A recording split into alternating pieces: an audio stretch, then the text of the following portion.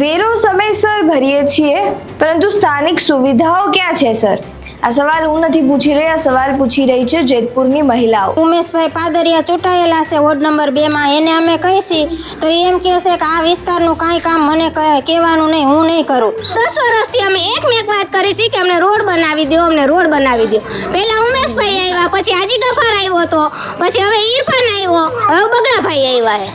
એમ કહેશે આ થઈ જાય, આ થઈ જાય, આ થઈ જાય, પણ કેદી થાય? શું છે સમગ્ર માહિતી વિગતે ચર્ચા કરીએ. નમસ્કાર, આપ જોઈ રહ્યા છો ચક્રવાત ન્યૂઝ. હું છું આપની સાથે નિધિ.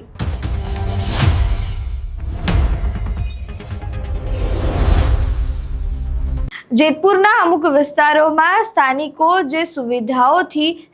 સુવિધાઓથી હજુ પણ વંચિત છે. મહિલાઓ અત્યારે રોષે ભરાઈ છે, કારણ કે તેઓ કહી રહ્યા છે કે કચરા ગમે ત્યાં પડેલા હોય છે, રોડ રસ્તાની જે સુવિધાઓ મળવી જોઈએ તે નથી મળી રહી, ઘણી બધી અસુવિધાઓ તેમને પડી રહી છે, જેના કારણે તેમના જે પરિવારને ખૂબ જ અત્યારે હાલાકીનો સામનો કરવો પડી રહ્યો છે. વધુમાં આ મહિલાઓ રોષ ઠાલવીને શું કહી રહી છે તે સાંભળો. બેના કેવો વિસ્તાર છે અને કેવો વોર્ડ છે? હુસેની ચોક 2 નંબર. શું સમસ્યા છે અહીંયા? અહીંયા પાણી ડોળું આવે છે, કચરા વાળવા કોઈ નથી આવડતું. અમારા ઘર પાસે ઢગલો ને ઢગલા કચરાના પડ્યા રહે છે. હવે મારે બે દીકરીઓ છે, હવે મારે નાની છોકરી, મારે કેટલુંક વાળીને ભેગું કરવું? નકરું ઉડીને આવે છે. અમે વાળશું, ચોમાસામાં પાણી એટલું ભરાય, આખા ગામનું પાણી મારા ઘર પાસે ભરાય.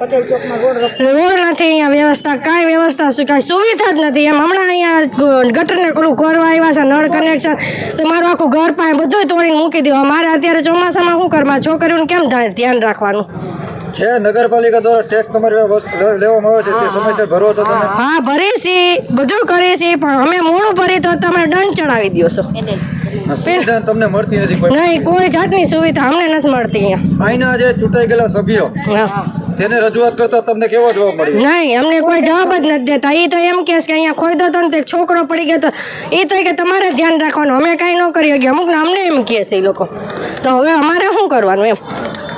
જ્યારે વોટ જોતા હતા ત્યારે તમારી પાસે ત્યારે તો ઘરે આવતા હતા, ત્યારે એ એમ કહેતા વોટ દો અમે બધું કરશું. તો હવે તો ધ્યાન જ નથી દેતા જરી કે ઘર પાસે.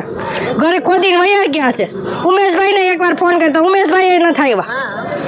કોઈ પણ સુધે સભ્ય કોઈ પણ નહીં, કોઈ પણ નહીં, કોઈ જગ્યાએ નહીં. અને આ તમારે જેતપુર નવાગઢ નગરપાલિકા પાસે શું માંગ છે? અમારું એ માંગ છે કે રોડ બનાવો, કે કચરાની ગાડી આવે ને સોયા વાળે, રોજ કાયમ વાળવા આવે. શું બેન સમસ્યા છે? અહીંયા કચરાની સમસ્યા છે. રોડ ઉપર ટ્રેક્ટર આવે છે, આખું ભરાઈ જાય છે, અંદર કોઈ વાહન આવતું નથી. અને ઉમેશભાઈ પાદરિયા ચૂંટાયેલા છે વોર્ડ નંબર 2 માં, એને અમે કહીશી તો એમ કહેશે કે આ વિસ્તારનું કાંઈ કામ મને કહેવાનું નહીં, હું નહીં કરું. અને અમે બગડાભાઈને ફોન કરીએ તો એ આવે છે, તો એક સભ્યનું શું આવે, જેટલા ચૂંટાણા હોય એટલા બધા આવે તો થાય. અને આમાં રોડ બનવો જોઈએ. અને આમાં આજે અમે આ વિડિયા થ્રુ દઈશી. અને હવે જો આમાં નહીં લે આગળ કાર્યવાહી, તો અમે આખા નવાગઢના બધા રેલી લઈને મામલતદારે આવશું અને નગરપાલિકાએ આવશું અને આગળ પગલાં લેવું ને ત્યાં અમે ધારણા કરશું.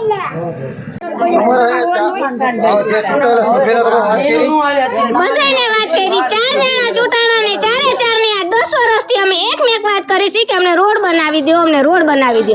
પહેલા ઉમેશભાઈ આવ્યા, પછી હાજી ગફાર આવ્યો હતો, પછી હવે ઇરફાન આવ્યો, હવે બગડાભાઈ આવ્યા છે. તો શું કહે છે આ બધા લોકો? એમ કહે છે આ થઈ જાય, આ થઈ જાય, આ થઈ જાય, પણ કેદી થાય? જેમ તમે સાંભળ્યું તેમ મહિલાઓ દ્વારા અત્યારે નગરપાલિકાના તંત્ર ઉપર રોષ ઠાલવવામાં આવી રહ્યો છે. ઘણી બધી અસુવિધાઓ છે કે જેના વિશે આ મહિલાઓએ વાત કરી. ત્યારે હવે અહીંયા પ્રશ્ન એ થાય છે કે જ્યારે વોટ માંગવા માટે કોઈ પણ જે સભ્ય છે તે ત્યાં આગળ જાય છે, પરંતુ જ્યારે સુવિધાઓની વાત આવે છે ત્યારે તે ભાગી જાય છે અને ખાલી એ વાત જવાબ આપે છે, થઈ જશે. પરંતુ જ્યારે ગ્રાઉન્ડ રિયાલિટી ચેક કરવા જઈએ છીએ ત્યારે આવી પરિસ્થિતિઓનો સામનો કરવો પડે છે. તમારું આ સમગ્ર મામલે શું માનવું છે? તમારા મંતવ્યો અમને કમેન્ટ બોક્સમાં જરૂરથી જણાવજો. વિડીયો પસંદ આવ્યો હોય તો લાઇક, શેર, કમેન્ટ કરો અને મારી ચેનલને સબસ્ક્રાઇબ કરવાનું ભૂલતા નહીં. સંતોષ સોલંકી સાથે ચક્રવાત ન્યૂઝ, જેતપુર.